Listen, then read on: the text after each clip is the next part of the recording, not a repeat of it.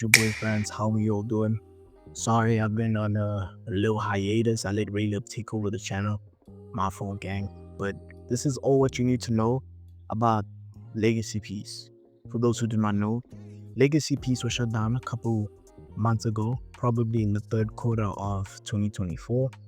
It was probably shut down because it was going through some new changes, but all I can say is there were bugs in the update, and the devs were not working on it. The previous owners were not working on the game as much because they were busy with their lives, and this is something that we can't really avoid, right?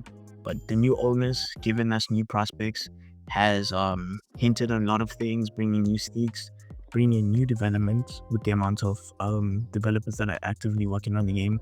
So they're fixing the UIs, fixing C2, fixing C1, and all this kind of nonsense. I think what you can suggest is that be patient, because a lot of things comes to patience, especially when it comes to the game, because the game is currently undergoing development. It's currently cooking up as we speak right now. Though they did say that the game would probably release mid-November. I'm not sure this is a clear identifiable source of this is really a most trusted source, but I do know that one of my friends told me that it was gonna drop in November, and I followed the whole narrative, and I'm here now speaking to you in the faith and ignorance as yeah, I clearly messed up, but all in all, we continue. So for those who do not know, a lot of people got confused with the fact that since the game has undergone new owners, would they keep their data? I would say yes, you are keeping your data as possible, because the thing is, a lot of people tend to confuse player data with game data. Though game data consists of player data, but they're overall looking at the mechanics, looking at the framework of the game in terms of scripting, in terms of the mapping, the building, and how the game is very situated.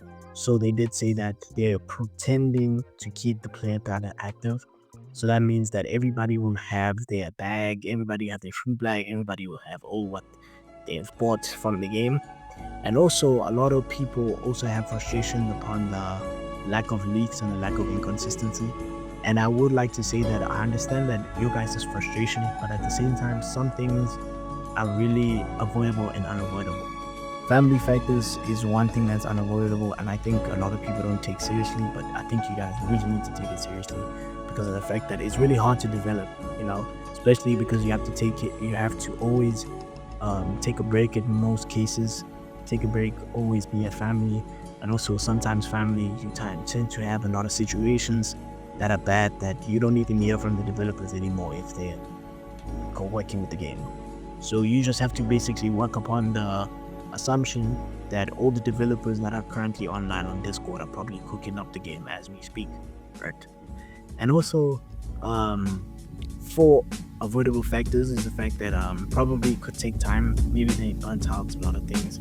I think it's avoidable if they just gave out the information to someone else to put it on in case they were burnt out. Really, that's really how we could have possibly solved this. But all in all, that's really how it just is. Though I would say the Legacy piece will probably drop before Rousey's or probably after, but at the same time I do want to speak upon why it will, because of the fact that we're at the stage where it's probably cooking up to some extent, and it's looking very knowledgeable at the fact that it's in its stage, and I don't really blame it. It's really going well with progress, but hopefully one day it releases so we can all get back to the game. And I also do want to speak about the fact that if it's jumping off the Rousey's, it's going to fail. I wouldn't say the game will fail. It will have its unique player market.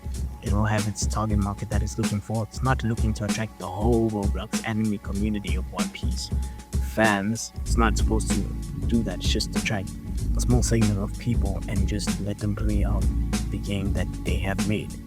Even this, those who might as well count as a loss, it will count as a profit to some extent if we try and dig deeper, but I'm not trying to go deeper. I'm just trying to make this video quick and easy. But that's all I really have to say. And should you have any more inquiries, please DM me on Discord to let me know, or you can DM me in the comments and let me know all this and that. Everything too. hopefully you guys have a lovely day too.